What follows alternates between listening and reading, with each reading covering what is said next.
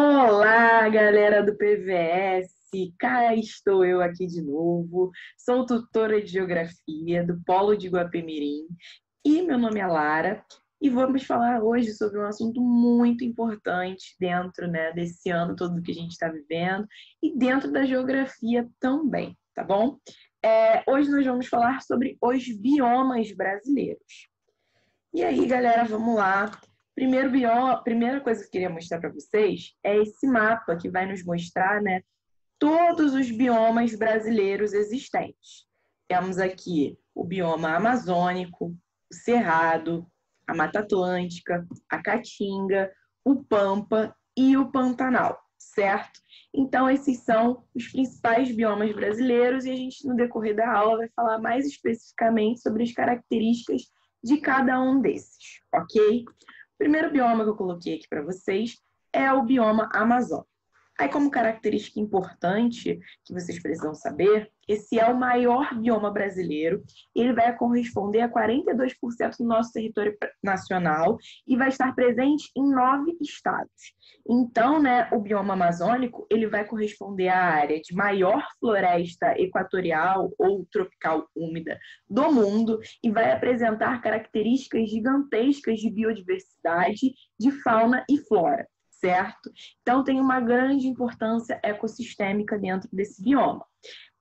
Além de ser a maior floresta equatorial do mundo, vai também abranger a maior bacia hidrográfica e também dentro do seu território vai abrigar o maior reservatório de água doce do mundo, que é o aquífero Alter do Chão, certo? Essa região do bioma da Amazônia vai ser compreendida pelo clima equatorial. O clima equatorial, ele vai revelar para a gente duas características muito marcantes, que são assim que a gente deve sempre lembrar, que ele vai ser quente e úmido durante o ano inteiro. Se você for analisar o climograma do clima equatorial, você vai perceber que não há muita diferenciação na temperatura. E os índices pluviométricos, eles se mantêm muito altos. Isso porque ele está numa área de baixa latitude, onde há muita incidência de raios solares. E a floresta equatorial e a grande quantidade hidrográfica dentro daquela região vai contribuir num processo que a gente vai denominar evapotranspiração. E isso vai trazer a grande formação de nuvens, logo, a grande quantidade de índices pluviométricos pertencentes a essa região, certo? A vegetação vai ser característica, por ser uma vegetação latifoliada, perennifólia, higrófila e muito heterogênea, já que a gente tem uma biodiversidade muito gigantesca nessa área. E é um dos biomas mais ameaçados nos últimos anos devido ao avanço da fronteira agrícola e o arco do desmatamento cada vez mais adentrando para dentro desse bioma, certo? O bioma amazônico aqui eu coloquei algumas fotos. Essa segunda foto vai revelar justamente isso que eu falei para vocês, sobre o avanço do agronegócio, da fronteira agrícola, para dentro dessa área do bioma amazônico. O cerrado vai ser o nosso segundo bioma que a gente vai tratar aqui na aula de hoje. O cerrado ele também pode ser conhecido como a savana brasileira, Em algumas questões vocês vão ver que vai aparecer o cerrado sendo falado também como uma savana brasileira. Ela vai ser composta por uma vegetação arbustiva, herbácea e arbórea. E também a gente pode colocar como característica a existência de uma vegetação higrófila, que ela vai, quer dizer, higrófila não, tropófila, que ela vai estar adaptada a duas estações específicas, que é um verão bem úmido e um inverno mais seco. E aí, durante esse inverno, por ele ser mais seco e característico do clima tropical típico, que é o clima que vai abranger essa área do Cerrado, que vai estar correspondente principalmente ao centro-oeste brasileiro, mas a gente parar para analisar o Cerrado, ele está pertencendo, mesmo que minimamente, a todas as regiões brasileiras. E aí, esse clima tropical típico, ele vai ter como característica um verão mais úmido e um inverno mais seco. Durante esse inverno mais seco, a gente ainda vai ter uma grande amplitude térmica diária, devido ao fator climático continentalidade, que vai trazer essa característica de haver essa grande amplitude térmica durante o dia, que é a variação de temperatura. Então, durante o dia, vai fazer um calor que vai, né, proporcionar justamente as queimadas naturais acontecendo nesse bioma do Cerrado. Então, as árvores no Cerrado, elas já têm, né, os troncos retorcidos como uma maneira de adaptação aos incêndios e também, né, as cascas mais grossas.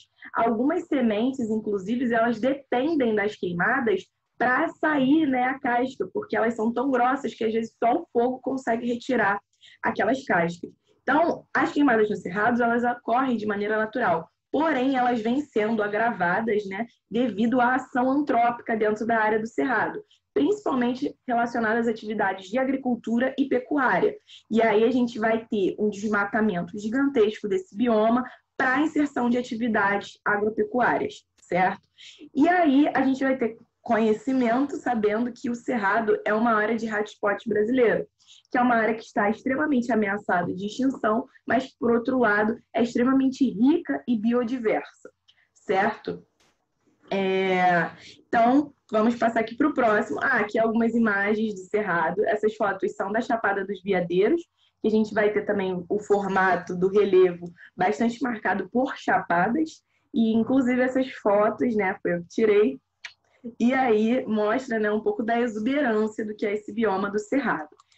E aí a próxima aqui que eu coloquei para vocês é uma indicação do Sertão Velho Cerrado, porque aqui acaba que o tempo fica escasso e a gente tem que falar sobre os biomas muito rapidamente, mas obviamente vocês podem fazer essa complementação através do audiovisual, né, que é extremamente rico, e esse documentário tem algumas plataformas e você pode assistir, que ele é sensacional, que vai te dar uma visão muito mais ampla do que é o Cerrado brasileiro, certo? E aí a gente tem o próximo bioma, que é o bioma da Mata Atlântica, que está aqui abrangendo a nossa área, né, do sudeste brasileiro, da parte do litoral, claro.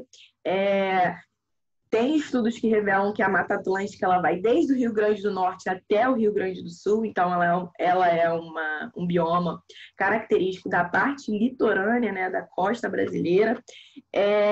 Hoje, a gente vai perceber que a Mata Atlântica é uma das mais ameaçadas de extinção, restando apenas 7% da sua área original, né, que é menos de 10%, devido, né, até mesmo aos fatores relacionados à colonização, à entrada dos colonizadores pelos portos, né, que ficavam localizados no litoral, e também as primeiras iniciações de atividades agrícolas no Brasil relacionadas à extração do pau-brasil, da cana-de-açúcar, depois do café. A área mais urbanizada do Brasil também é a Mata Atlântica, então a gente vai ter grandes impactos, né, dentro desse bioma relacionados à ação humana, que levou, né, à existência de apenas 7% desse bioma. E aí, relacionando com a aula passada, boa parte do que resta desse bioma está em áreas protegidas, em unidades de conservação, de uso permanente, de áreas protegidas permanentemente, ou então de uso sustentável, certo? Aí é considerado também um hotspot brasileiro, a Mata Atlântica. O Cerrado e a Mata Atlântica são dois hotspots, justamente por ter, né, uma vasta quantidade de espécies relacionadas à fauna e à flora, certo? Aqui algumas imagens da Mata Atlântica. A primeira foto é na Cachoeira do Mendanha, que é também uma unidade de conservação. A segunda é na APA, Jaceruba, em Nova Iguaçu. A primeira é no Mendanha, mas na vertente de Campo Grande. E essa aqui é uma imagem que vai revelar, né, o modelado do relevo da Mata Atlântica, que o Aziz Absaber vai chamar de mares de morros, né? Que é essa grande quantidade de serras. E aí vai constituir, né, esse modelado do relevo mais ondulado, que é o relevo mamimolar. E aí, um exemplo disso, a gente pode dizer que é a Serra do Mar, o Vale da Mantiqueira, enfim, vão revelar, né, esses formatos do relevo mais arredondado. O bioma da Mata Atlântica, aqui eu botei um mapa revelando qual é a área que ele se encontra hoje. De verde mais claro é a área que ele existia e de verde mais escuro é a área que resta. E aí, passando para a Caatinga, que é uma exclusividade brasileira, olha como temos exclusividade sim no nosso território nacional. Então, só existe Caatinga no Brasil, vai ter a vegetação característica como sendo xerófila. O que é uma vegetação xerófila?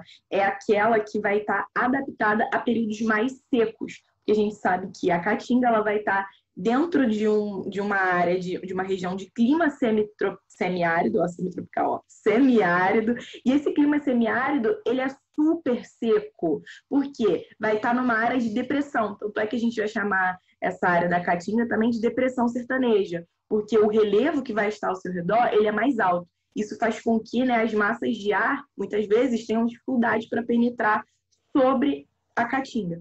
Então, aí a gente vai ter o bioma mais seco do Brasil, marcado por xerófilas. O que é uma vegetação xerófila? É aquela que vai estar associada às cactáceas, né?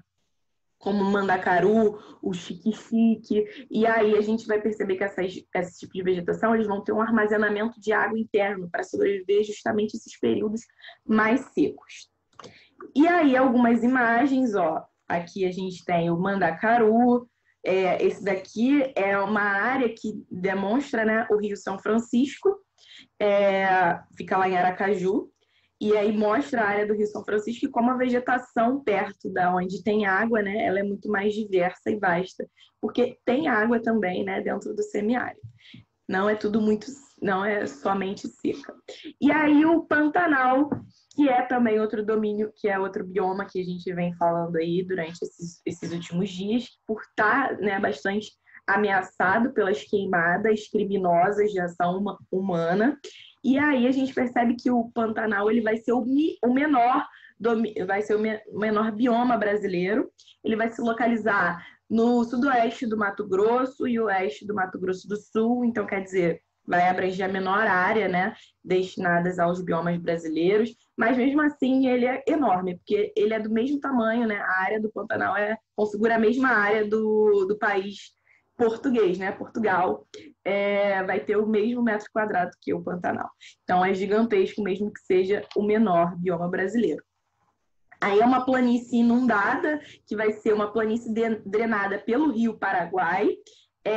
A região vai ter o clima tropical típico também, que é aquele mesmo lá do Cerrado, como a gente tinha falado, com duas estações bem marcadas durante o ano, um inverno mais seco e um verão mais úmido. Durante o verão a gente percebe que a área fica bem alagada, e durante o inverno, né, quando é mais seco, aproveita-se, né, dessa parte hídrica que ficou alagada durante o verão e formam-se muitos lagos pela área pantaneira.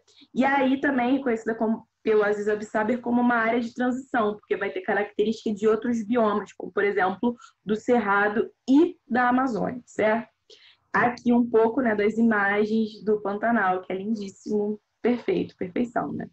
E aí o último bioma da aula, que é o Pampa, ou pode ser conhecido também como os campos sulinos ou as pradarias, certo? Nesse tipo de bioma a gente vai encontrar muitas gramíneas e herbáceas, né? Como tipo de vegetação, e vai estar abrangendo aí principalmente a área do Rio Grande do Sul, com o clima subtropical. O clima subtropical, né, o bioma do Pampa ele está localizado na parte sul do Brasil, ele vai estar numa área de maior latitude. E a latitude a gente sabe que vai influenciar no clima. Quanto mais distante da linha do Equador, mais frio, né, vai ser aquela área. Então, ali naquela área, a gente vai ter, por exemplo, a atuação da MPA, que é a Massa Polar Atlântica. E aí, né, devido a essas características climáticas, vai abranger uma área de clima subtropical, que vai ter, né, as 3 estações do ano bem vividas, digamos assim, e os índices pluviométricos bem distribuídos ao longo do ano. Então, não vai ter um problema, né, de ter uma estação mais seca, já que a chuva ela é bem distribuída ao longo do ano. Sendo que no verão, quer dizer, no inverno, a temperatura ela cai bastante. Então, a gente vai dizer que no clima subtropical a gente vai ter a maior amplitude térmica entre todos os outros tipos climáticos durante o ano, certo? E aí também dentro do bioma do Pampa a gente vai perceber que vai ter um elevado potencial hídrico, ok? Então aqui, ó, algumas imagens, né, que aí vai ser umas imagens do Pampa, e aí a gente percebe que tem a formação de relevo, que são as colinas aplainadas, né? Que aí vocês conseguem perceber aqui. E o Pampa, ele tem sido muito aproveitado, né? Que vocês já devem ter ouvido falar, o churrasco do gaúcho, né? Porque desde sempre essa área foi muito explorada para a pecuária.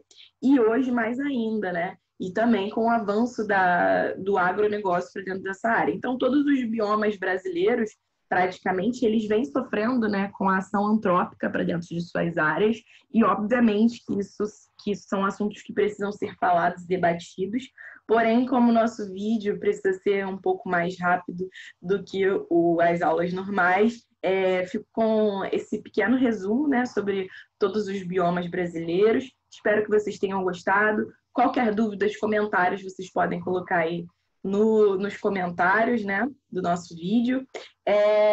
Espero que vocês tenham aproveitado esse momento. Um beijão para vocês e até uma próxima.